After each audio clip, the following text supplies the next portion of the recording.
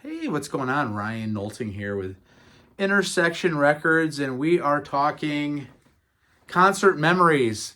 In this case, we're talking concert memories from 30 years ago, 1993. I was I was in college at Ole Miss from 1991 to 1995. It's a miracle I graduated on time, but I guess I did. Did I graduate? I think I might have.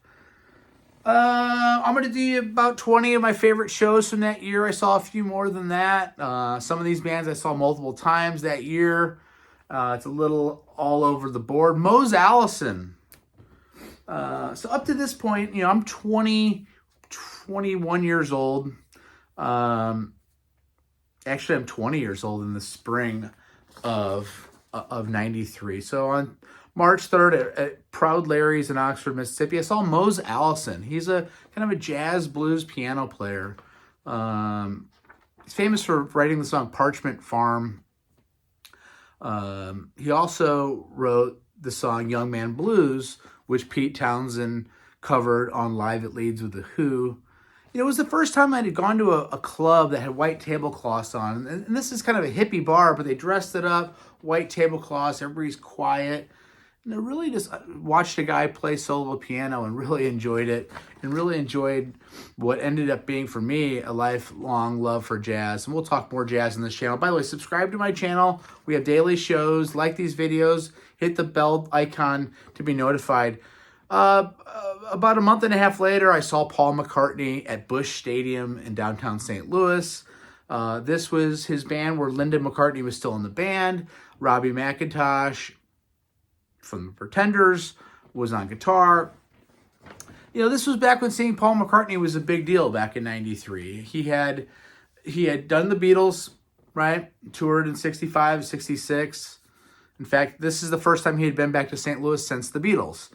He did the Wings Over America tour in 1975, and then in 88 and 89, I think 88 and 89, 90, he did his tour where he came back and did some large arenas and so forth, but did not hit every market. So this was his second tour since 1975. And again, his first time being back at Busch Stadium or St. Louis since 1966, and it was fantastic. Opened up with Drive My Car, just played all the hits, Magical Mystery Tour,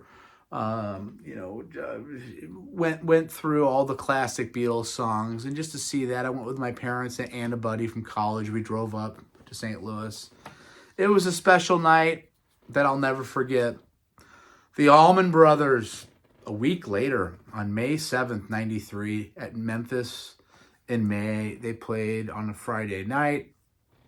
I'll never forget them closing with Whipping Post.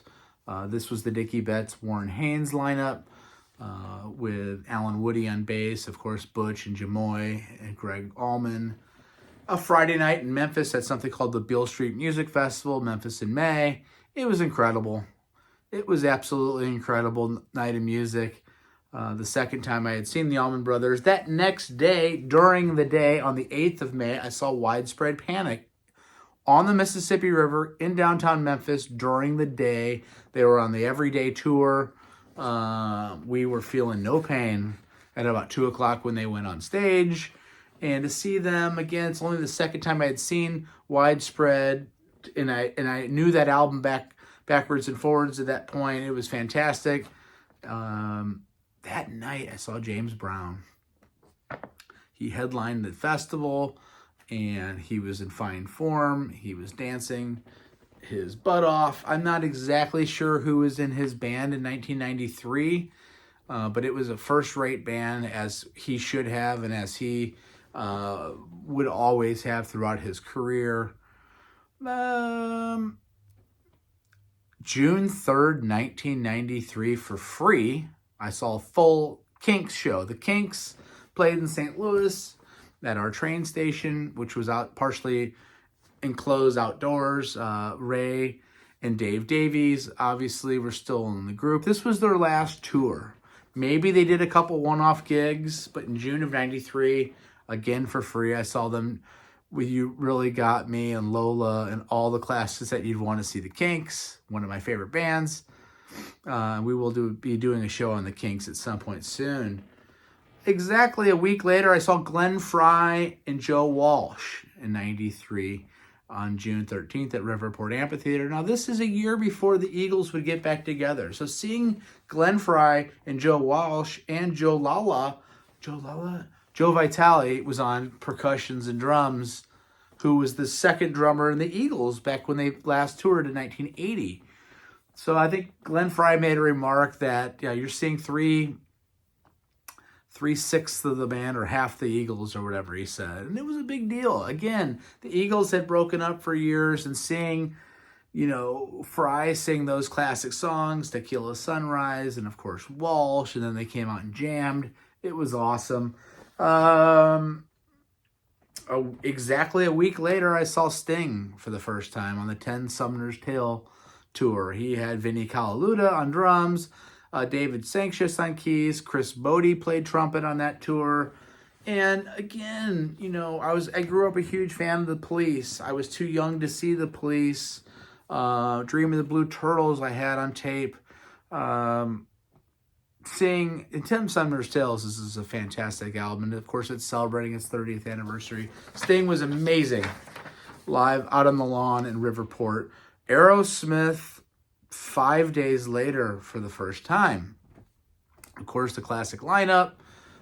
Seeing Steven Tyler back 30 years ago was amazing. Jackal opened up. They had that song Lumberjack. He broke out the chainsaw. It was ridiculous, but seeing Aerosmith in June of 93 was fantastic. 12 days later, I saw Foreigner. Triumph opened up. It was the last tour Triumph would ever do. Phil X was on guitar, so no Rick Emmett. But it was still cool as an opener. I had good seats, and then Foreigner came out with Lou Gramm and Mick of course, Mick Jones, and, I'll never forget for Jukebox Hero, and I was feeling no pain that night, and I was so close, and Lou Gramm was pointing at me, and I felt like a Jukebox Hero. He shamed me for being an imitator, but it was cool, or at least that's what was in my head that night. Wow. Exactly a week later, on July 14th, I saw the Horde Festival. So the Horde Festival was something that John Popper from Blues Traveler had put together. I think it had started the summer of 92, where Phish was part of it. This year was the Aquarium Rescue Unit, which featured Jimmy Herring, who's now in Widespread on guitar, featured Oteil Burbridge on bass, who's in Dead & Company, was in the Allman Brothers, and Colonel Bruce Hampton. They were fantastic.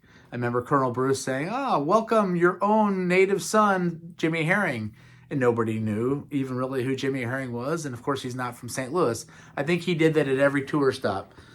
Who came out next? Widespread Panic came out next. And so now I'm seeing Widespread for the third time. And they were fantastic. By this time, I really was into that album. And then Blues Traveler comes out. John Popper had broken his leg. He was in a wheelchair, and I was sitting close to up to that point. That was the greatest musical performance I had ever seen. How heavy he was. This was pre-gastric bypass surgery. He was huge. He was in a wheelchair. At one point, he was playing acoustic guitar, and then the roadie came and gave him an electric guitar, and he kept playing both while being passed guitars. Now, this is in between singing, playing harmonica as well as anybody that's ever played. It was absolutely incredible. And then the samples and Big Head Todd followed. I'm not a huge samples fan, but Big Head Todd, the Monsters were totally cool with Broken Hearted Savior and Circle and all that stuff. The Moody Blues, later that month, about 12 days later, played, and being out on the lawn and seeing them do Timothy Leary's Dead. And this is back when you still had John Lodge Justin Hayward, Ray Thomas was still in the band, and Graham Edge was still on drums. So it was a nice version of the Moody Blues. It was a cool show. Duran Duran, about a week later. Terrence Trent D'Arby opened up. And this was the wedding album tour that had Undone, Come Undone, and Ordinary World. And seeing those guys, Nick Rhodes and Simon Le Bon and John Taylor, I think they were the three originals that were in the band at that time. The Taylor guys had, we had the virtuosic guitar player, I can't think of his name, that was in the band at that time, filling in for Taylor. I can't think of his name, but he was in Zappa's band and so forth. It was an amazing night. Coming into the fall, drove up from Old Miss to Columbus, Ohio, and went to Buckeye Lake and saw the WOMAD Festival. So this was Peter Gabriel's festival. I think it was on a Sunday. I think we went to the Ohio State-Washington game on a Saturday in Columbus, drove out to Buckeye Lake, which was just an amazing venue where you park in the field and walk into this big natural amphitheater. And Howard Jones, PM Dawn, Lenny Kravitz. Lenny Kravitz hit the stage with the long dreadlocks and told a story about a cop harassing him and went right into Mr. Cab Driver, and it was so cool. And then Peter Gabriel came out. I thought I recognized Sinead O'Connor singing backup all night, and at the very end he said, "This is Sinead O'Connor singing backup." Kind of cool. But Tony Levin on bass and Peter Gabriel in 93, I mean, untouchable. A week later, on September 17th, I saw the Allman Brothers in Tuscaloosa, Alabama. We rented a van. I don't know how or why.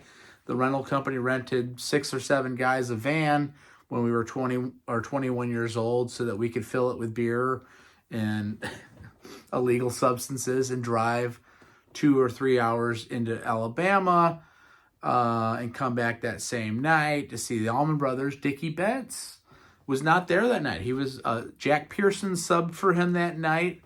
I don't even think that we realized it by the time we got there, the condition we were in. It was fantastic. Jack Pearson was amazing. Warren Haynes, of course. And last 5 days after that, I went to Memphis and saw Robert Plant for the first time. I think I might have had some of the same weed on me because I thought Jimmy Page was on stage at one point. There was a guy, I guess his guitar player at the time was long and lanky with long dark hair. And Mud Island is in the Mississippi River. You have to take a little walkway out onto this island, and you're surrounded by water. And Robert Plant on the Fate of Nations tour was fantastic that night. Those are my concert memories from 30 years ago. Subscribe to my channel. Peace out. We'll do my 2003 shows later this year. We'll do my 2013 shows. And, of course, we do concert reviews and album reviews and ranking shows every single day. Let me know what's going on. Peace out.